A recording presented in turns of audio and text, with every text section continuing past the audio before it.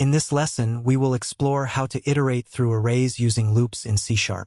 Arrays are a fundamental data structure that allow us to store multiple values in a single variable, and loops enable us to efficiently process these values.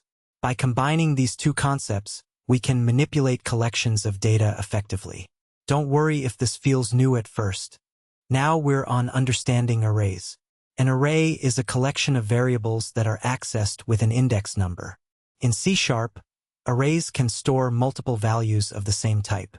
For example, you can create an array of integers, strings, or any other data type. Here's how you can declare and initialize an array. The samples on screen walk through this step. Take a moment to read through them.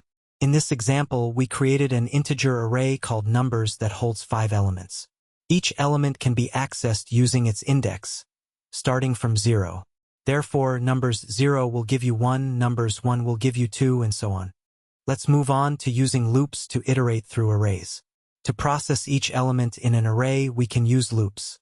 The most common types of loops in C# are the for loop and the for each loop. Let's look at both of these approaches. The for loop is a traditional way to iterate through an array. It gives you control over the index variable. Here's how it works. The samples on screen walk through this step. Take a moment to read through them. In this example, we start with I equals 0 and continue looping as long as I is less than the length of the array. Inside the loop, we access each element using numbers I and print it to the console. The for each loop provides a simpler way to iterate through an array without needing to manage an index variable. Here's an example. I'll let you read the examples on screen rather than reading every line aloud. In this case, the loop automatically takes each element from the numbers array and assigns it to the number variable, which we then print to the console. This method is cleaner and less prone to errors, especially in cases where we don't need the index. Let's move on to combining arrays and loops. A complete example. Let's put our knowledge into practice with a complete example. Suppose we want to calculate the sum of all elements in an integer array. See the example on this slide. Pause if you want to study the details.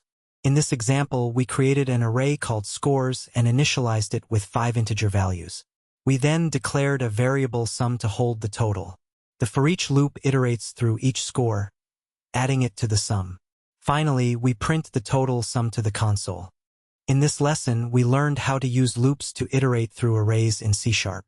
We discussed the differences between the for loop and the for each loop, and we saw how to apply these concepts in a practical example to calculate the sum of an array's elements. Understanding how to efficiently process arrays is crucial for developing robust C# applications. Alright, your turn. Give this a try. First, create an array of double values representing temperatures for a week. Write a loop to calculate and print the average temperature. Also, modify the scores array example to find the highest score using a loop instead of using built-in methods. Finally, write a program that counts how many even numbers are in an integer array using both a for loop and for each loop.